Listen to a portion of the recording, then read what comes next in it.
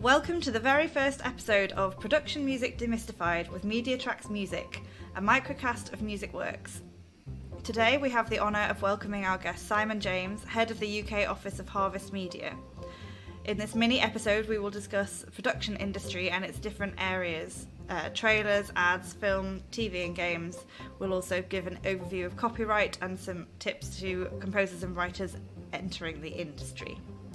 First, before we say hello to Simon, here is an advert from our sponsor. Music Works is sponsored by the Musicians Union. I'm a member of the Musicians Union. It's the trade union for musicians living and or working in the UK, and it's a community of 32,000 members working to protect musicians' rights and campaigning for a fairer industry. As well as campaigning to fix streaming and keep musicians working in the EU post-Brexit, the union collectively bargains for musicians working in orchestras and theatres and sets minimum recommended rates for freelance musicians working in other sectors.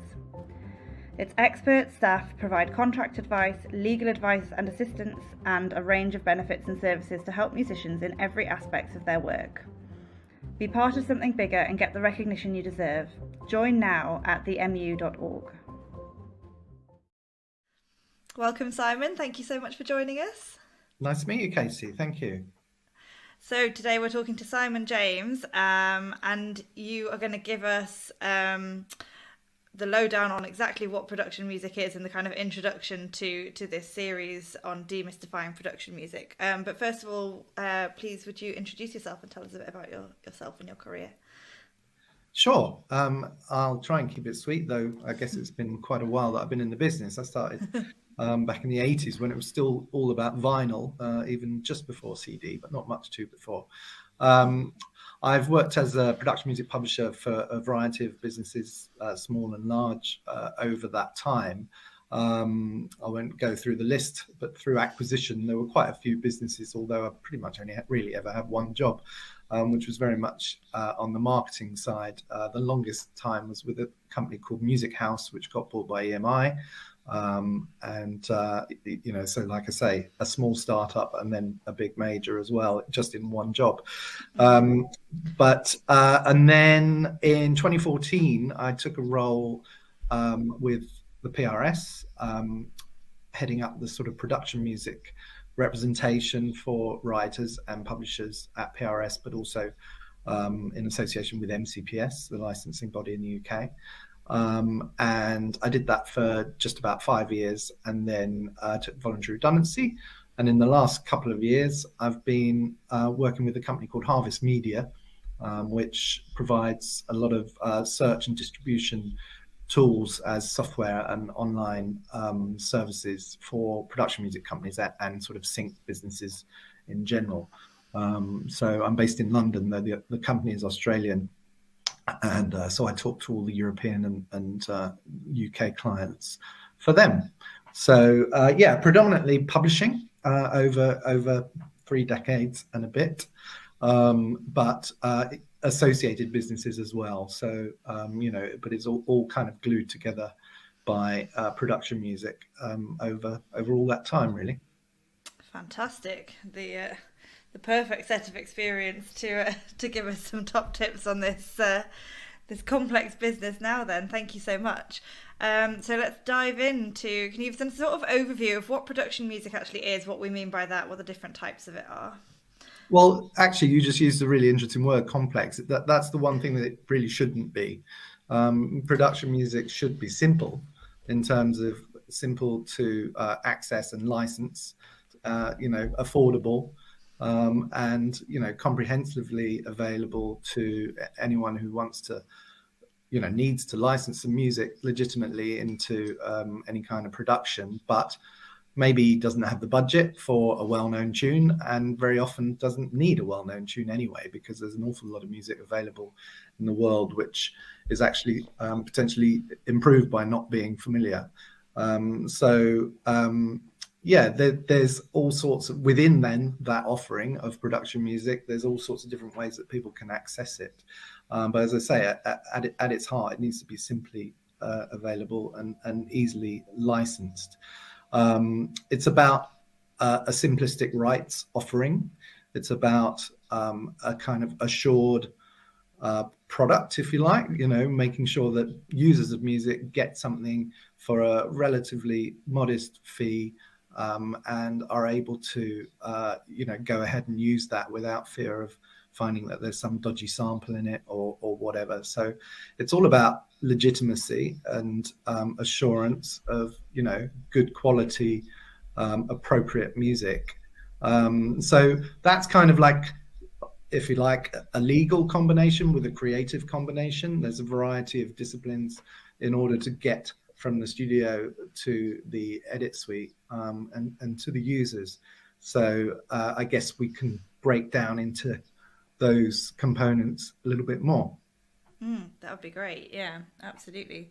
So I think I agree with you about the simplicity aspect, and I think when I said complex, I think that the thing is that from the point of view of writers and composers, this does, especially those who perhaps are thinking about going into production music but aren't really in it at the moment, this certainly feels like a very different world to the world of commissioning concert music or writing songs for performance. Yeah, absolutely, and they're all different. Different disciplines, different products. I use these words, reluctantly, but they are ultimately that. It's a utility. It's a utility.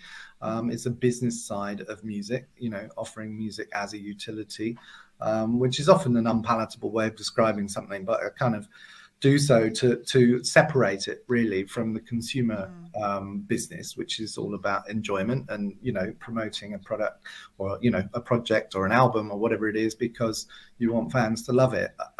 It's not necessarily about loving the music, though people do enjoy plenty of production music, obviously, but it's about providing a useful tool that editors, producers, etc., makers can use to enhance their visuals more often than not, although sometimes audio only as well.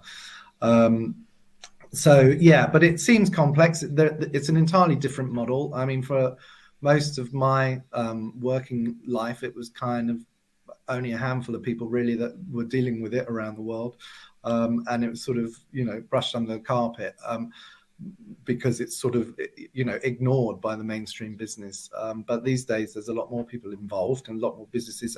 Obviously the cost of route to market is a lot lower as well, but in the growth of the business, it's also a lot more players, but become a lot more complex, I think, in the digital age as well, with a lot more outlets than it used to be all about the synchronization, mechanical transfer, and just getting a single license. And it was, I think I was in the business for quite a few years myself before I realized that a single license was taking care of a multitude of rights, whereas when it comes to the traditional, if you like, pop music business, when you've got publishers looking after song copyrights and record companies looking after master rights, etc., the music industry has always been conditioned into thinking that those things are always separate. But the beauty and proposition of production music is that you can get a one-stop shop for that little bundle that you need, thereby making it a simple transaction and process in an ideal world. For many years, the internet now has actually made that even simpler. But equally, there are complexities, but let's hope we're not going to get into the weeds of that today anyway. It's an overview, right? It's an overview, absolutely. Thank you. So what are the different types of production music? What does production music cover? Where would you consume production music as a listener? Well, I guess I think of it in terms of users as opposed to listeners, really. I mean, from a production music, with my hat on as a production music sort of marketing executive, for want of a better term, then I'm kind of thinking about who's going to be licensing music, where are my opportunities to stick some tracks under people's noses which are going to work for them, and both creatively and financially, etc. So there's a variety of places that people can get that increasingly these days. The internet is probably the broadest generalization as to what the source is. And every publishing company, every business which makes music available does so in a variety of ways. I mean, most commonly, obviously, through their own website and search tools that they provide. Through my business now, Harvest Media, that's very much what we do. We drive the search behind an awful lot of the production music businesses around the world. And I used to be very much involved with that at EMI as well, when we worked with our libraries and a bunch of other non-EMI companies as well, when we all ran a collective sort of online service together called Play. But it's all about marketing, really. People who are looking for music for legitimate licensing purposes, might well Google or look up, various sources, or come across it through other people that they know that have used this, that, or the other.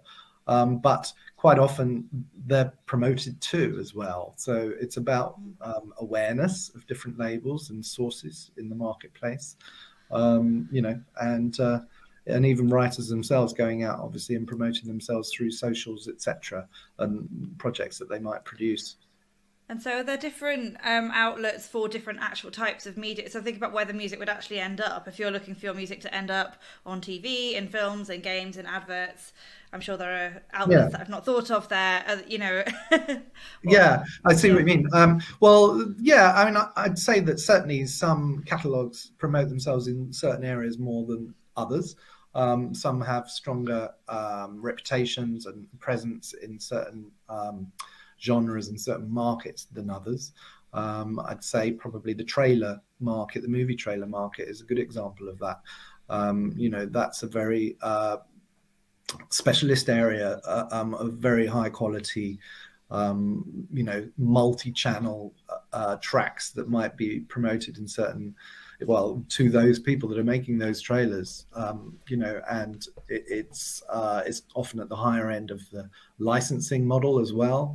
But the guys that are, producing those kind of catalogs and those kind of albums might not necessarily be working in other areas of the business. And indeed, those catalogs themselves may well not promote themselves in other areas of business because that's their focus. So as with everything, there are specialities and specialists, I suppose, within any market. But the broader market is audiovisual. It can be anything, as anyone from social channels and individual makers these days through blanket licenses on with some of the social networks, etc., up to the professional day-to-day and radio commercials, radio producers. Like I said, it's not only about visuals as well, but there are audio podcasts, etc., users too, all of whom that may be looking for tracks to accompany their productions. Great. So there really is a range that isn't there. So there's audio, advertising, podcasts, radio, all of which could be encompassed by that. And then there's movie trailers, advertising on TV, TV programs themselves, films, games. Yeah, exactly. So, I mean, we in the UK for forever, there's always been, as a sort of benchmark, MCPS as a licensing body publishes a production music rate card, which lays out any number of those kind of categories and has different rates for different applications. In other countries where there isn't an MCPS, and indeed in this country, there's plenty of alternative rate cards as well. But that's very often seen as sort of like a benchmark, if you like, of what the transactional rates might be when licenses are obtained and promoted outside of a blanket license arrangement. Great. And so let's say that, I'm a composer wanting to move into writing production music, and I kind of need a steer on what should I be thinking about? Should I be thinking about specifically going for a particular type of end goal in terms of wanting it to appear in a certain way in the media, or should I be, how should I be making those kind of decisions? I think it starts with your own creative output, really. I think it's in an ideal world, if a writer has a real strength that they recognize. I mean, you know, if they could marry the creative strengths that they have with the application that they consider that would be good for, then they may already have a strong idea of the type of usage that they're looking to hope to get, but also therefore of the partners in the likes of music libraries, etc., that might be suitable for them to approach and work with. I think all too often, for every good reason, writers often say, well, I can do anything, you know, whatever you want, just tell me what you want and I'll do it. But that's not very helpful to people when they're commissioning, because, you know, if you've got 100 writers in a room and all of them say they can do anything you want, then it's very difficult to whittle down who to ask to do what. So, you know, naturally, specialisms come to the fore. And I think people don't like to pigeonhole themselves, perhaps, by nailing their colours to the mast and saying, you know, this is what I do.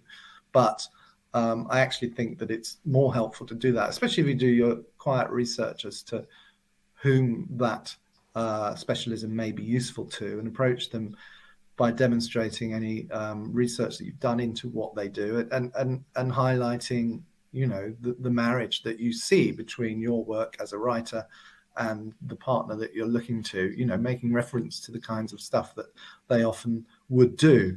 I mean, obviously, as I say that, the obvious pitfall is that the answer might be, well, we've already got that, haven't we? But, you know, you can always get more, you can always get new interpretations of music. I mean, everything's been done before. You know, I hear a lot of writers and a lot of libraries say, well, I just, you know, I do the best. But, you know, it might be true, but you're not the first person to say that. So it's not always helpful either. But yeah, research ultimately, I think, is a really good discipline. Understanding your market and understanding yourself and your strengths, I suppose. Yeah, exactly. Yeah. And trying to find the linkage between those. Yeah. Fab, thank you. And we've touched on this already. I'm aware of what I'm asking here, but please can you give us a snapshot overview of copyright? Well, probably the honest answer is no. Yeah. But equally, and then the next, you know, serious caveat is, I am not a lawyer, do not listen to me. But, you know, from a day-to-day perspective, you know, I'm not qualified to give advice, I should say. But from a day-to-day perspective, I think like number one thing that any writer certainly should know is, and hopefully does anyway, is that if they're British at least, then they should be thinking about joining the Performing Rights Society. And that is the organization that will represent you and license your works for the performance of the composition, your actual compositions yourself. Thereafter, there are other rights. You know, just by joining, that doesn't mean that you're covered. You know, you are also, when you're making a recording, you're making a copyright inherent in that recording. And indeed, if you enter into an agreement then with a library, then they'll probably issue with a contract to look over, which will cover the ins and outs of the rights inherent in that recording and what you offer them in relation to the song as well. It should acknowledge that you're already a PRS member, or indeed one of the affiliate associations around the world that PRS work with. And it should recognize that in that assignment, or, you know, the grant of rights in the agreement that they present you, that you're granting them warranties that you haven't ripped anyone else off, basically, but also, you know, usually the exclusive ability to promote and that awful word, exploit their copyrights, which is intended, you know, in the best possible way. Exploitation has taken on a different meaning, I think, but you know, it's about making the most of the work on your behalf, and that contract is the handshake between you and any party that you work with that says, okay, well, I have these rights, I recognize I have these rights, this is the agreement by which I'm lending them to you to go off and you know, hopefully place the tracks and the works here and there, and you know, earn us a few bob that will come both via the publisher and also with the performing right of the writer share, probably via the PRS as well. So yeah, I mean, that's not a legal overview, but I'd be hesitant to do that, clearly. No, that's very clear. Thank you. Yeah, Yeah, it's a sort of user's overview, which is very, well, very helpful. yeah, I mean, even Yeah. that is probably, too long-winded, because back to the word of complexity, it's very yawn, and kind of quite boring to kind of go through all of that stuff, but it's ultimately necessary. And certainly from a PRS perspective, and any collective rights management sort of initiatives, it's important to be in a club like that and to sort of bandy together and maximize the opportunities and the value of rights appropriately. There's an awful lot of businesses out there these days who will say, "Oh, you don't worry about any of that. We'll look after you," and do it on a separate sort of basis, which doesn't involve any of the old, perhaps perceived as, fuddy-duddy organizations. But ultimately, they're there to protect the value of the usage of music going forward, and hopefully, maintaining the opportunity for young writers coming through to make a career out of it for years to come. Absolutely, and there's a big pushback against those kind of alternative arrangements at the moment in the campaign against buyouts, which is something the MUR sponsors are very much vocal about and leading on. So absolutely right too. Yeah, absolutely, right. Yeah, those rights are absolutely are precious. And the thing is, I mean, you're right. There is a real tension, and probably the one of the major underlying reasons why we're doing this podcast series between us, the MU, and MediaTracks, which is that there is a lot of legality and perhaps less than thrilling detail involved in making production music, as there is with all music, but especially probably with production music, and demystifying and talking about that as we're doing now is really important, because the risk is, and I see this all the time, and I'm sure you do as well, is that people don't engage with it because they're busy making their music, and then they don't get the rights that they deserve and the money that they deserve.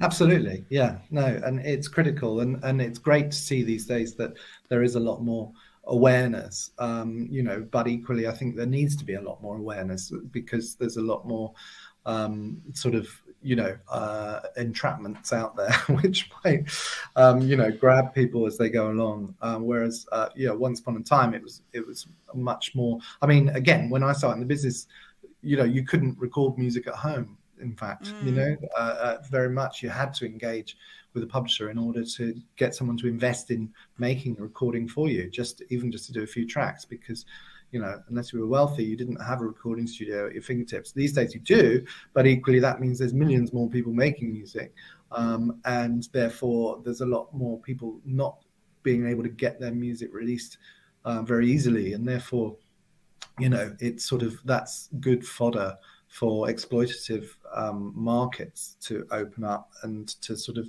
pile things high and sell them cheap on a buyout basis, etc. So, we're all very much working together to make sure that there's more awareness in the market, that people look at the model before they sign off on things, And I know that in the States, especially, there's been, I hesitated over the word exclusivity when I was talking about contracts earlier, because, for me, it's always been essential to have exclusivity, but there's been a surge of writers in the States that, sort of recoil against exclusivity, because they think, well, why would I give my track to just one company? They might not be any good. And I think that in itself says a lot of things. It says that they've had their fingers burnt, because there's a lot of companies out there that aren't very good, because there's all sorts of businesses that, promise the earth but deliver very little. But it's very much about establishing a relationship in an ideal world with between a writer and a publisher to create a useful, broad product. Again, that word, but as a catalogue which grows. Certainly, there's always been trust between users and brands in any market, actually. Whether we go to the supermarket and just get stuff to clean the kitchen with, there's sort of brands that you recognize and brands that are good for this and good for that. And the same is the case with production music libraries, actually. I used to walk into the BBC Graham Library at Egton House when it was a physical thing. And, people would show you an area of a wall of, red coloured albums, which they use for drama, for instance. They'd go, oh, well, I'd always go to this shelf for drama stuff. Or they'd refer to a specific catalogue as being really good. I always reach out to that one for this or that, So there is trust between the brand, between the user and the library and the catalogue brand. And there needs to be between the catalogue and the writer as well. In an ideal world, you're all pushing towards the same goals. Absolutely. It's very well put. Thank you. And coming from that, then perfect to lead into any top tips you can offer for composers and writers entering the production music industry.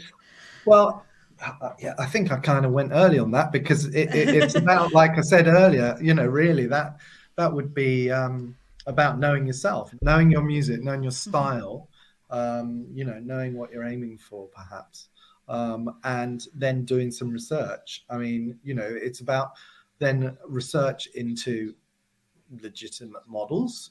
Certainly we'll take it as read that one has already joined the performing rights organization in your territory. Let's call it PRS.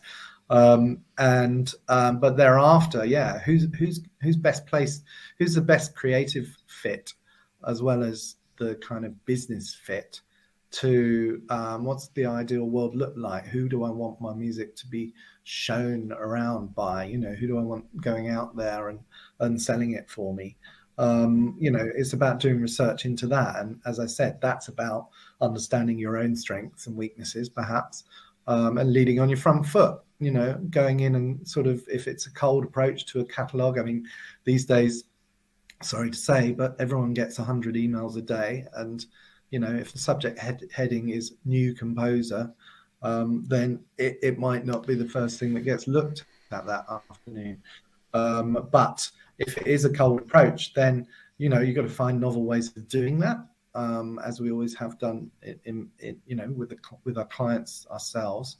And demonstrate, as I say, that you've identified why the subject, the catalogue that you're approaching, would be interested in what you do specifically, and lead on the front foot. Because once you have the opportunity to build a relationship, and you might do one project, then if you're flexible and easy to work with and deliver on time, and have got got your head screwed on, then there'll be other opportunities that will follow, I hope.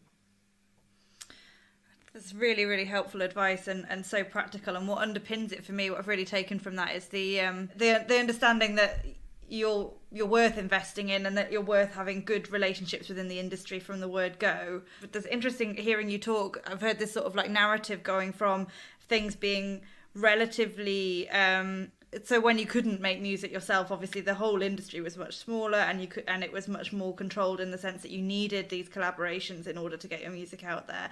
Then going to this mass approach where anybody could do it, but then that leads to untrustworthy practices coming out of organisations who see that there's a lot more music being made, and perhaps try and reinvent the way that things are being done, not always to the benefit of the people writing the music, and that maybe now we're moving back into a place where people are able to see that for what it is, and able to take control over their own value and relationships. Yeah, well, certainly awareness and education around that is good. I mean, I'm not going to stop for a minute and think that there won't ever be exploitation going on, and there won't, whatever the sort of status quo is, there's always people that would obviously seek to undermine that or circumnavigate it or whatever as well. So it's a constantly moving organism, but ultimately everybody who is on the creation side is ultimately attempting to raise the size of the pot, of the income, of the potential of the business, and as long as that water level keeps rising for everybody, then that's good. But there can be some sort of pretty sharp practices which can sort of cut the potential income and threaten it sort of medium to long term, which it's something that we need to collectively be aware of and work, to avoid complying with, really, in an ideal world. Absolutely. And I think it's often early career people that end up being more vulnerable to those kind of practices because they have a sense of dues needing to be paid and that kind of thing, which Yeah. anyone who listens to this podcast will know what I think about that. Well, yes, exactly. I mean, and Yeah. and I think we've all had examples and known people. I've certainly known plenty of people who've been told, well, if you do us a favor this time, then next time obviously it'll be much better. But then next time they say the same thing to somebody else, and Exactly. so people end up getting music for free, and not necessarily building, and the writer, the compliant writer who's hopefully trying to get their first step on the ladder, doesn't necessarily, they end up being the mug, really, because if I mean, what I always say, well, if the cameras are being bought, or at least given for free, and the director of photography and the editor is free, and it's a charity, then if we're certain that all of those are the case, then we should, we'll consider it. But often that's not the case at all. It's just the music. And it exactly, there is a thing about the music being an add-on, isn't there? And I'm aware that, so I'm obviously I run a podcast, and I commissioned the music for this podcast from a human who wrote it, from Ella Jarman Pinto, a fantastic composer, but I'm in some podcasting groups on social media for sort of best practice sharing, and the number of posts that come up about where's the best free podcast music library, where can I get this jingle or that jingle or something that sounds like this, and they're all, it's just these people are not deliberately exploitative 9 times out of 10. It's just a cultural thing that it's like you create a thing, you have a concept, you invest in making it happen, and then you tack some music onto the end. Well, but also, but it's not like that, because it's sure, music has far more value than that. Absolutely. I mean, we've all sort of melded into a world where we expect everything, easy and cheap and fast, and sometimes in a freemium world for nothing too.